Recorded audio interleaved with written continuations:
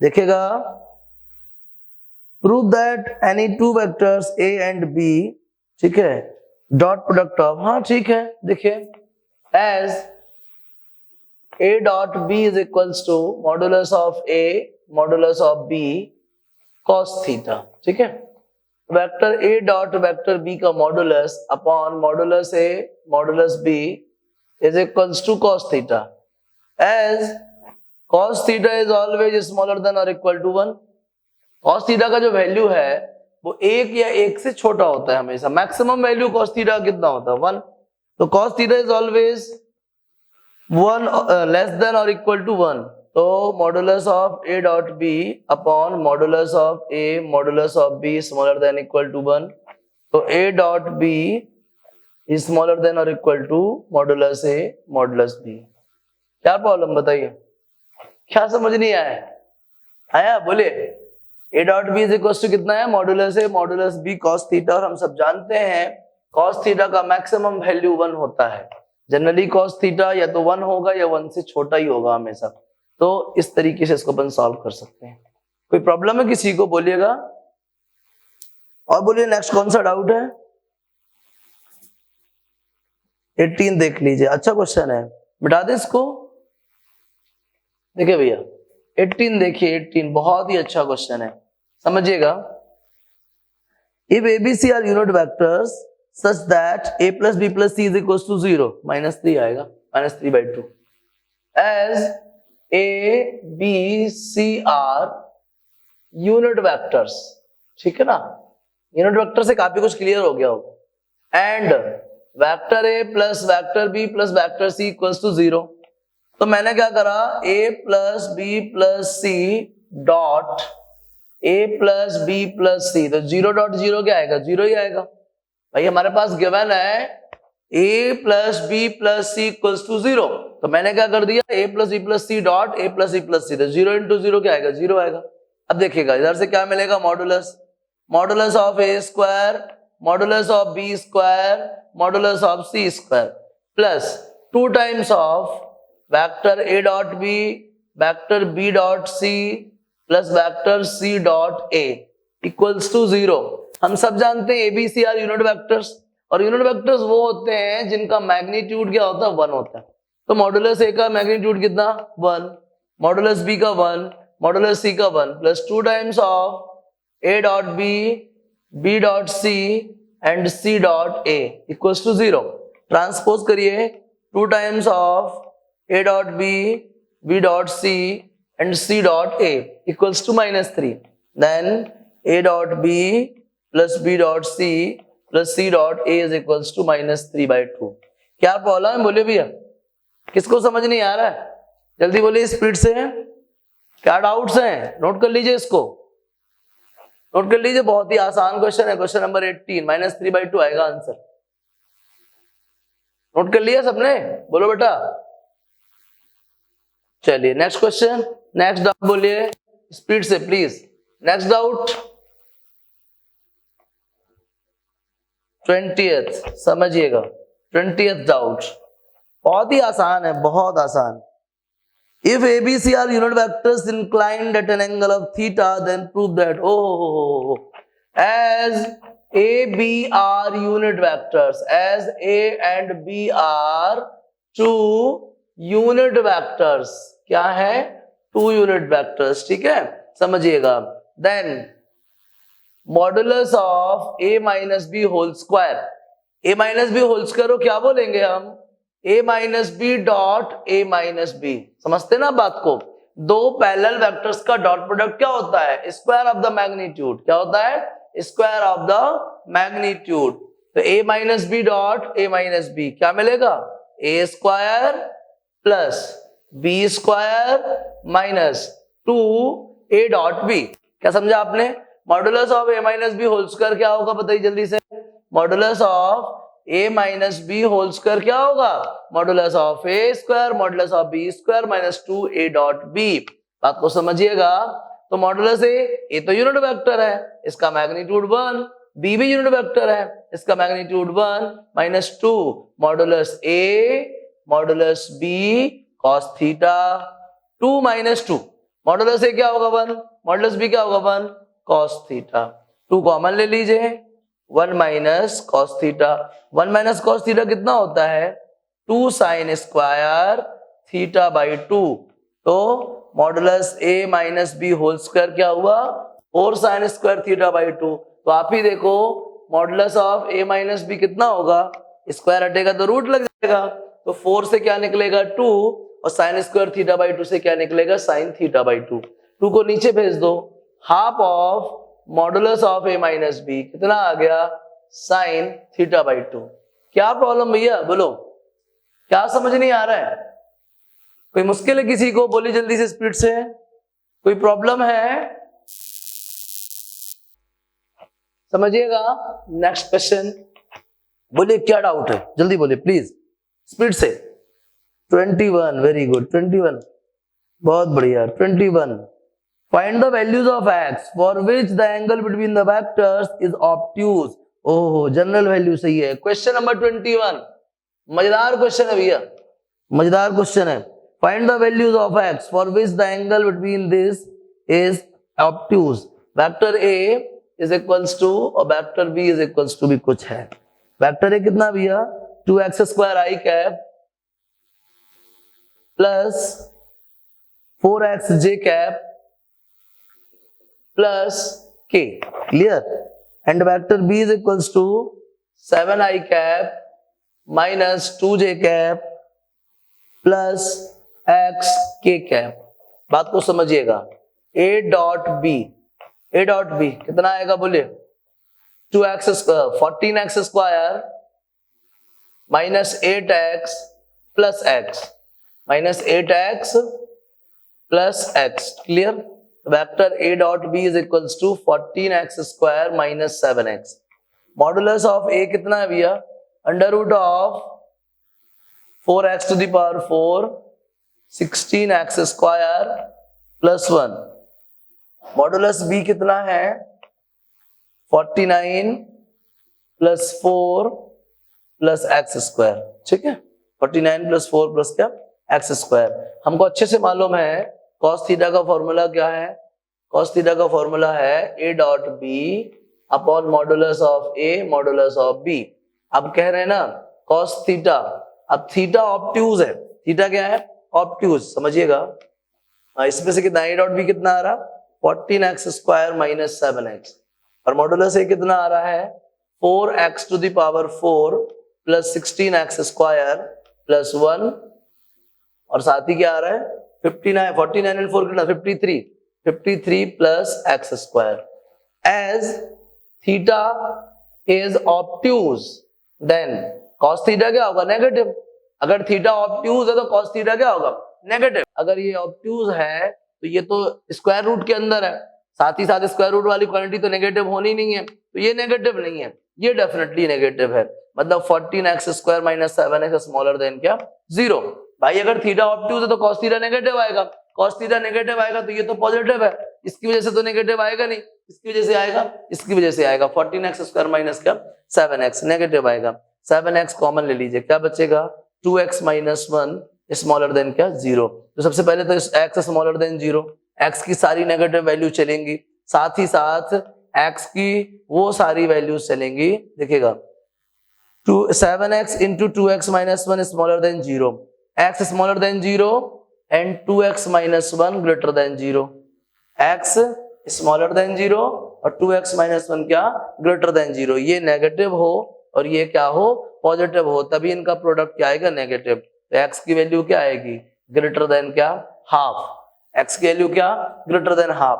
x की सारी values क्या हो या तो नेगेटिव हो या फिर क्या हो हाफ से बड़ी हो, है ना। तो क्या कह रहा है दोनों केसेस में क्या मिलेगा आपको, क्या मिलेगा नेगेटिव रिजल्ट मिलेगा, है ना। तो ये वाला कोई केस संभव नहीं है कि x की वैल्यू हाफ से बड़ी हो और 0 से छोटी हो, ठीक है।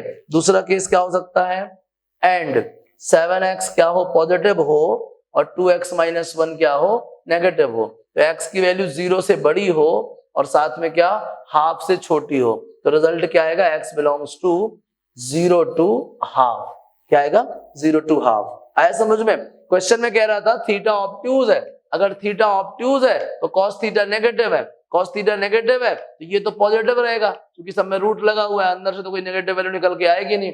ये नेगेटिव है, ये नेगेटिव है, जिसके फैक्टर्स ये हो गए। अगर इन दो क्वांटिटीज का प्रोडक्ट नेगेटिव है, ये तभी पॉसिबल है जब ये नेगेटिव हो ये पॉजिटिव हो, या ये पॉजिटिव हो ये नेगेटिव हो। अगर इसको नेगेटिव लेते हैं तो x स्मॉलर देन 0, इसको पॉजिटिव लेते हैं x ग्रेटर देन हाफ। ऐसी कितनी वैल्यूज हैं जो 0 से छोटी और हाफ से बड़ी होती हैं? बताइए, ऐसी कितनी वैल्यूज हैं जो 0 से छोटी और हाफ से बड़ी? कोई नहीं होता। 0 से छोटी और हाफ से बड़ी कोई वैल्यू नहीं होती। दूसरा केस, इसको पॉजिटिव ले लें, इसको नेगेटिव ले लें। इसको पॉजिटिव लेंगे तो x की वैल्यू क्या आएगी? पॉजिटिव आएगी।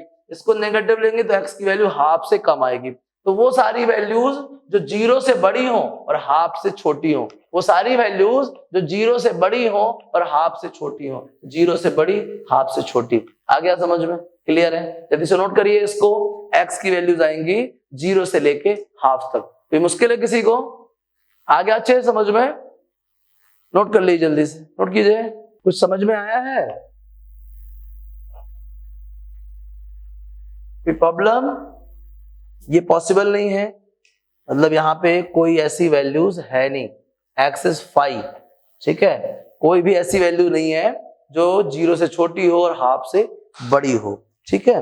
लेकिन ऐसी वैल्यूज हैं जो 0 से बड़ी हो और हाफ से छोटी हो। समझ में आ गया सबको बेटा? क्यों? नेक्स्ट क्वेश्चन बोलिए। If with reference to a right-handed system of mutually perpendicular unit vectors, we have alpha is equals to 3i minus j, beta is equals to 2i plus j minus 3k. Express beta in the form of beta 1 plus beta 2. Beta 1 plus beta 2, where beta 1 is parallel to alpha and beta 2 is the perpendicular to alpha. ठीक है? beta 1 is parallel to alpha, तो beta 1 is equals to lambda times of alpha, ठीक है? और beta 2 क्या है? beta 2 is या beta 2 dot alpha is equals to क्या? 0, ठीक है भाई? Let beta 2 is equals to क्या आएगा बताइए? beta 2 is equals to b1 i cap plus b2 j cap b3 k cap, ठीक है? beta 2 ये है और beta 1 क्या है? a1 i cap a2 j cap a3 k cap। समझिएगा, तो beta is equals to beta 1 plus beta 2। समझिएगा, तो बीटा 1 की वैल्यू कितनी है? बीटा 1 की वैल्यू है a1 i cap plus a2 j cap a3 k cap plus beta 2 कितना है?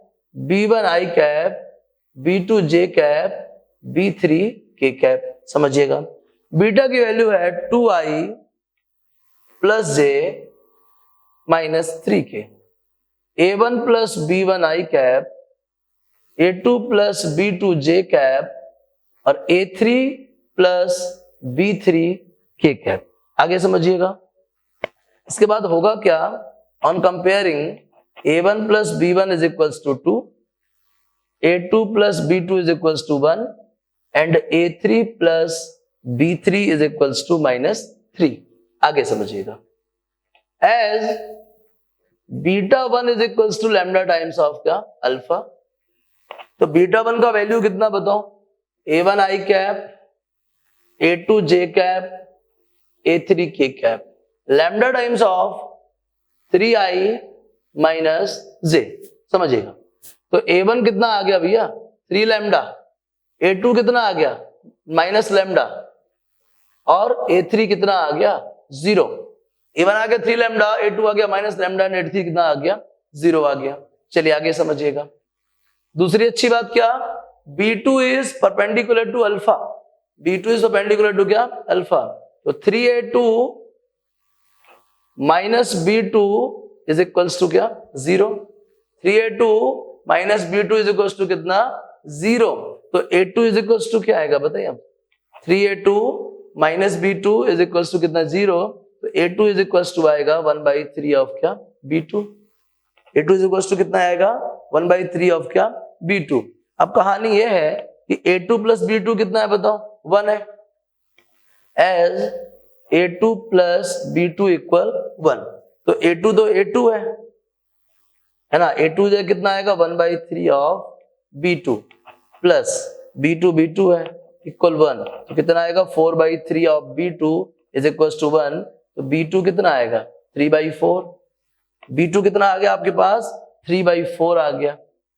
और आगे समझिएगा b2 3/4 आ गया और a1 3 लैम्डा है, a2 माइनस लैम्डा है और a3 आपके पास 0 है, b2 आ गया 3/4, तो a2 कितना आएगा, a2 कितना आएगा 1/4, तो b2 आ गया a2 आ गया।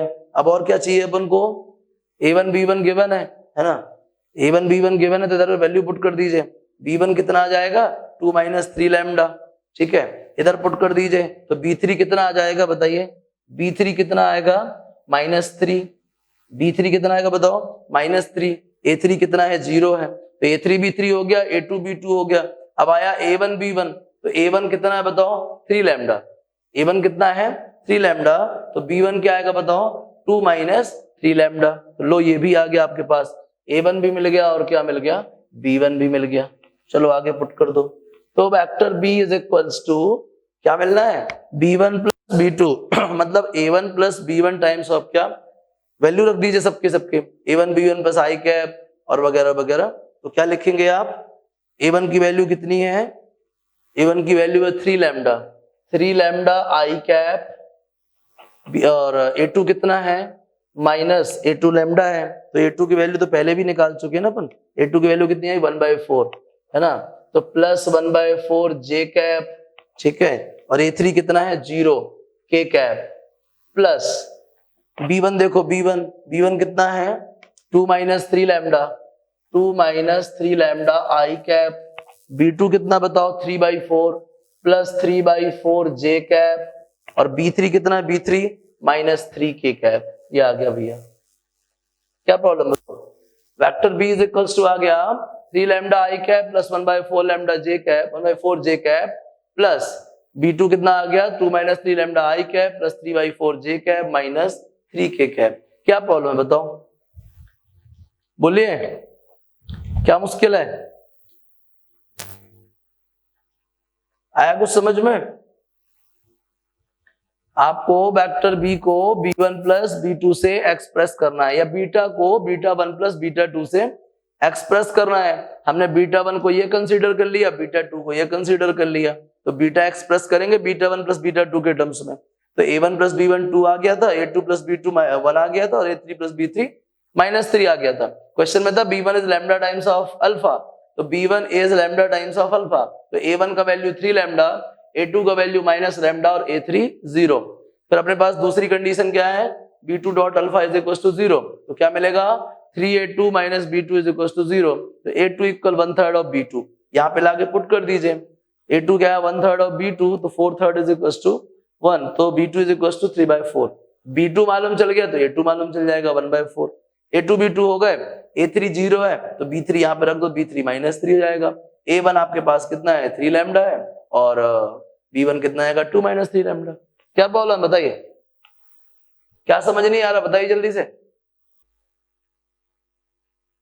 सबको समझ आ गया? क्या बोल रहे हैं, आवाज नहीं आ रही आपकी, कौन है, जल्दी से नोट कर लीजिए भैया।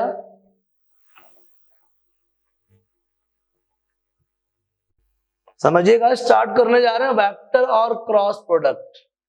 जैसे कि पहले बता चुका हूं, क्रॉस प्रोडक्ट किसको बोलते हैं, जब दो वेक्टर क्वांटिटीज का प्रोडक्ट वेक्टर आए, जब दो वेक्टर क्वांटिटीज का प्रोडक्ट वेक्टर आए तो इसका मतलब उनके बीच में कौन सा प्रोडक्ट है, वेक्टर प्रोडक्ट है, या फिर कौन सा प्रोडक्ट है, क्रॉस प्रोडक्ट है, वेक्टर प्रोडक्ट है या फिर क्या है, क्रॉस प्रोडक्ट। बात को समझिएगा, मान लीजिए ये कोई वेक्टर है ए और ये कोई वेक्टर है बी, और दोनों के बीच में क्या है, थीटा एंगल है, ठीक है ना, तो जो रिजल्ट होगा बी क्रॉस ए का जो b क्रॉस a का रिजल्ट होगा वो क्या होगा, modulus of b modulus of a sine theta. साथ ही साथ ये वेक्टर प्रोडक्ट है, इसकी एक डायरेक्शन भी होगी, तो डायरेक्शन के लिए हमेशा अपन किसका यूज करते हैं, यूनिट वेक्टर का यूज करते हैं। किसका यूज करते हैं, यूनिट वेक्टर का। तो एन कैप यहाँ पे क्या है, डायरेक्शन बताता है। एक्सपेरिमेंटल जब डायरेक्शन पता करी गई तो बी क्रॉस ए की डायरेक्शन कहाँ होगी, परपेंडिकुलर आउटवर्ड। तो एन कैप क्या है, यूनिट वेक्टर है, ये तो सबको मालूम है। कौन सा यूनिट वेक्टर है, perpendicular to both A as well as B, A as well as B. आया समझ में? What is N cap? N cap is the unit vector perpendicular to both A as well as क्या, B. तो B cross A क्या है, cross product of two vectors B and A, modulus of B modulus of A, sine of the angle between them and direction. ये तो हुआ cross product का magnitude, और ये क्या है, क्रॉस प्रोडक्ट की डायरेक्शन। तो ये क्रॉस प्रोडक्ट का रिजल्ट क्या है, वेक्टर क्वांटिटी।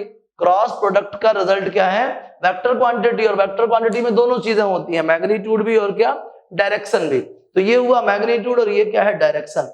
आखिर कहां होती है इसकी direction, right hand thumb rule से निकालते हैं। कहां से निकालते हैं, राइट हैंड थंब रूल से।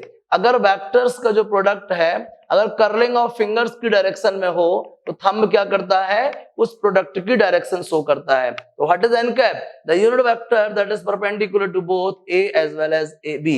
अगर मैं इसका मैग्नीट्यूड फाइंड करूं तो मुझे क्या मिलेगा, मॉडुलस बी मॉडुलस ए साइन थीटा। क्यों, एन कैप का मैग्नीट्यूड तो 1 हो जाएगा, क्योंकि यूनिट वेक्टर का मैग्नीट्यूड क्या होता है, 1 होता है। डिवाइड कर दीजिए, B cross A upon modulus of B cross A, क्या मिलेगा आपको बताइए, N cap.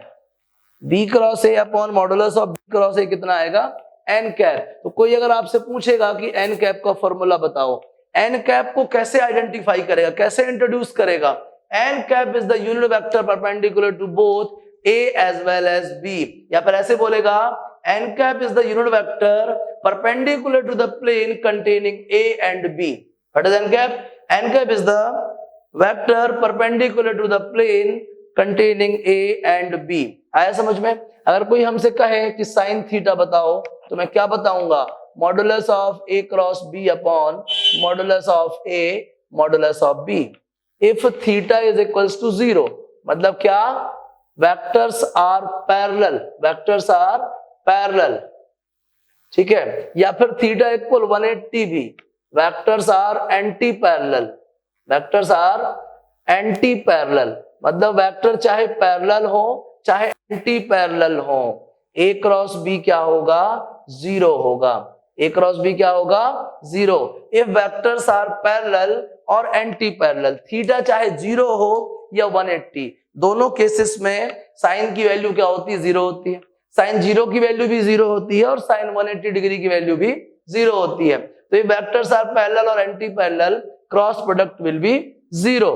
If vectors are perpendicular, if vectors are perpendicular then their cross product will be क्या, maximum। क्या होगा, maximum। magnitude of the cross product क्या होगा, maximum होगा। क्या होगा, maximum। आ गया समझ में? तो अगर वेक्टर्स पैरेलल या एंटी पैरेलल है तो क्रॉस प्रोडक्ट 0 होगा, और अगर परपेंडिकुलर है तो मैक्सिमम होगा। आगे समझिएगा। इसके बाद क्या होता है, एन कैप भी जानना है। अब आती कहानी आई क्रॉस आई की, आई क्रॉस आई। अब आप ही बताइए, आई क्या है, unit vector along x axis. ये वाला आई कैप क्या है, unit vector along x axis. दोनों के दोनों अलोंग एक्स एक्सिस है, मतलब दोनों के दोनों क्या है, पैरेलल है। और पैरेलल वेक्टर्स का क्रॉस प्रोडक्ट क्या होता है, 0। जे क्रॉस जे क्या होगा, 0, और के क्रॉस के क्या होगा, 0। दूसरी अच्छी बात, i cross j, i cross j, modulus of i ठीक है, मॉडुलस ऑफ जे ठीक है, साइन 90 ठीक है। N cap, N cap is the vector perpendicular to the plane containing X axis and Y axis. तो आप ही बताइए, 3D प्लेन पे एक्स एक्सिस और वाई एक्सिस वाले प्लेन के परपेंडिकुलर कौन होता है, जेड एक्सिस। एक्स एक्सिस और वाई एक्सिस वाले प्लेन के परपेंडिकुलर कौन होता है बताइए, जेड एक्सिस। भाई कार्टेशियन सिस्टम में कोऑर्डिनेट एक्सिस आर रेक्टेंगुलर, हर एक्सिस बाकी की 2 एक्सिस के परपेंडिकुलर होती है। तो जिस प्लेन पे एक्स और वाई दोनों एक्सिस प्रेजेंट है, इसके परपेंडिकुलर कौन होगा? Z axis. तो एन कैप कौन बताएगा? जेड एक्सिस की डायरेक्शन में आएगा। आई क्रॉस जे की डायरेक्शन क्या होगी? अलोंग जेड एक्सिस, मतलब कि के कैप। तो देखिएगा ध्यान से, आई क्रॉस जे, ये भी वन, ये भी वन, ये भी वन, क्या आएगा? के कैप। वहीं कहीं अगर जे क्रॉस आई हो, रिवर्स कर दें, अगर देखो आई क्रॉस जे में परपेंडिकुलर अपवर्ड, लेकिन जे क्रॉस आई में परपेंडिकुलर डाउनवर्ड या इनवर्ड, तो क्या जाएगा? माइनस के। डायरेक्शन अपोजिट हो जाएगी। डायरेक्शन क्या जाएगी? अपोजिट। दूसरी चीज, जे क्रॉस के क्या आएगा बताइए? जे क्रॉस के, जे क्रॉस के आएगा आई, तो के क्रॉस जे क्या आएगा? के क्रॉस जे आएगा माइनस आई। समझ रहे हैं बात को? साथ ही साथ क्या, के क्रॉस आई क्या आएगा? जे, और आई क्रॉस के क्या आएगा? आई क्रॉस के आएगा माइनस जे। आ गया समझ में? एक चीज आप रट लीजिए कि अगर आप इस साइकिल में मूव करते हो, ठीक है ना, इसको यहां बना देते हैं, इस साइकिल में मूव करते हो, आई, आई के बाद जे, और जे के बाद क्या? के। अगर आप आई से जे जाते हो, जे से के जाते हो, के से आई जाते हो, तो पॉजिटिव रहेंगे। क्या रहेंगे? पॉजिटिव रहेंगे। देखो ना, आई से जे से के से आई, अगर आप इस मैनर में जाते हो तो प्रोडक्ट क्या है? पॉजिटिव डायरेक्शन में रहेगा। अगर इसके रिवर्स जाते हो तो प्रोडक्ट क्या रहेगा? नेगेटिव डायरेक्शन में। ये याद करने के लिए है, बाकी सब कुछ जेन्युइनली है, फॉर्मूला है आपके पास। तो ए क्रॉस बी का फॉर्मूला क्या? Modulus of A modulus of B sine theta N cap. What is N cap? It is the unit vector perpendicular to the plane containing the given vectors. ठीक है, आ गया समझ में? तो आपको आई जे के भी मालूम चल गया। इसके बाद कुछ एप्लीकेशंस जान लीजिए, है ना। पहले इसको नोट करिए, फिर एप्लीकेशंस बताता हूं। नोट कीजिए जल्दी से।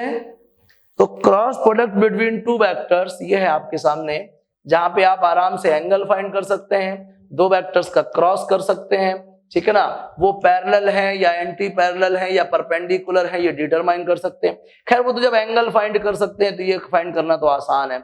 अगर एंगल 0 और 180 आता मतलब पैरेलल या एंटी पैरेलल है, अगर 90 आता तो डेफिनेटली परपेंडिकुलर है। आसान है, कोई कुछ भी पूछे आपको आ जाएगा, मुझे पता है, बहुत ही सिंपल है। यदि नोट करिए स्पीड से, कर लिए बेटा? हाँ बोलिए।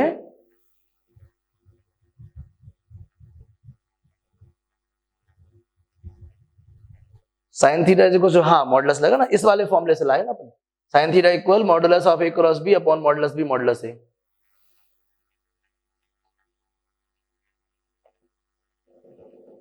N cap, N cap, N cap परेशान कर देगा ना। एन कैप वो कहां रखोगे?